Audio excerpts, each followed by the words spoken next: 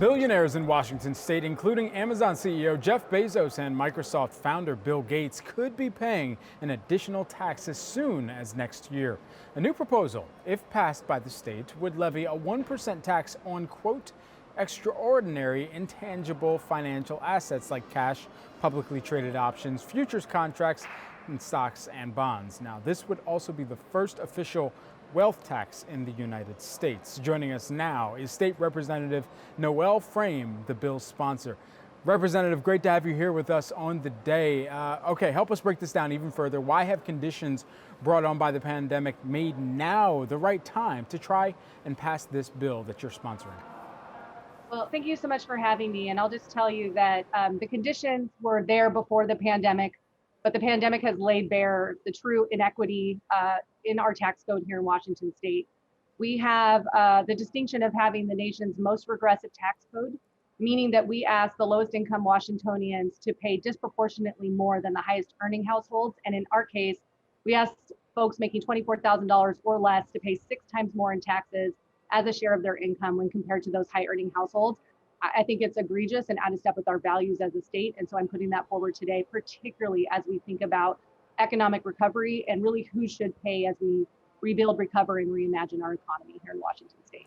And so, by your estimation, how many people would this impact, I suppose, on how they would frame it in the extraordinary cases as described by the bill? And how would that revenue be actually put to use, that tax revenue be put to use for the rest of the state and the district? You got it. So our Department of Revenue, using data, including confidential taxpayer data from the IRS, data from the Federal Reserve, as well as proprietary data from Forbes, estimates that this will affect approximately 100 taxpayers in Washington state. And I have to tell you, that number is jaw-dropping to me. I think we know a few of those billionaires in our state, but it turns out there are many, many more.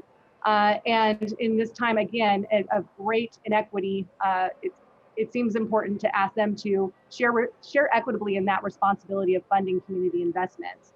As I said in the bill, my great hope is that this will be a tool for structural tax reform here in Washington state, a tool in the toolbox, as I often say.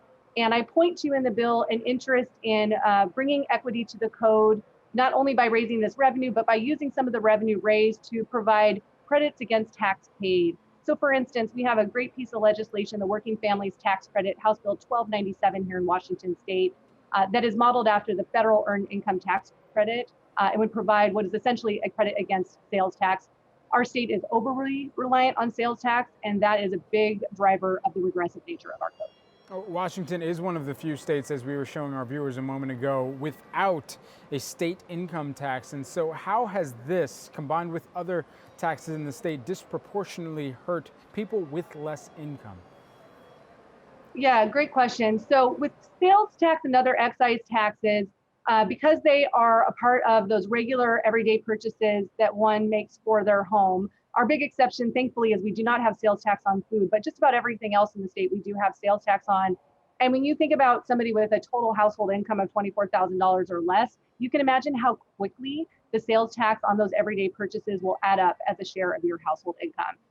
And our sales tax accounted for, I believe, about 47% of all revenue in fiscal year 2020 in Washington state. So you can understand, again, how that really hits our lowest income households.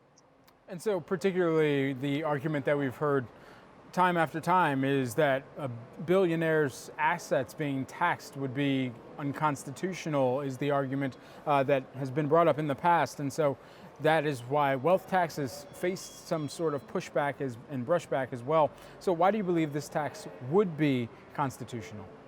So I'll just say that this is really the first time we've had a conversation about a wealth tax in recent years. And particularly, a tax on financial intangible assets. In our Constitution, the challenge would be if we had a progressive rate, but because we have a flat rate tax with an exemption, I believe strongly that it is in compliance with our state constitution. The broad authority for exemption by our state legislature is nothing new. Before this last couple of years, our fiscal year 2020 study of tax exemptions in Washington state, we had 748 exemptions on the books. This would just be one more. So I am confident we are in compliance with our state constitution. Are you afraid of billionaires leaving the state if this gets signed into law? I'm not. And I have to say, there was some press coverage over the weekend from somebody a billionaire who just moved into Washington state. And he really told the story in his comments. He stated that taxes had very little to do with his decision to move to Washington state. And in fact, it had been about the quality of life here in Washington that had driven him to join our community. And we know that from research that economic competitiveness has a very weak relationship with tax policy. I'll also say further from an individual level, we have folks, and I know in your opening credits that you mentioned, Bill Gates, he and his father, both Bill Gates Sr., who just passed away, are pillars of our community. And Mr. Gates Sr. could have left the state before he passed away to avoid the estate tax, which is the one tax we do have on the books that sort of gets at wealth.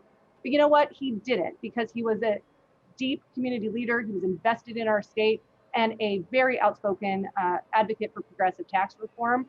So folks that assert that people will leave, that is their opinion. That is not fact. It is not backed by evidence, and it is extraordinarily cynical. It's been a pleasure to have this conversation with you. What is the next step, just so we do know going forward?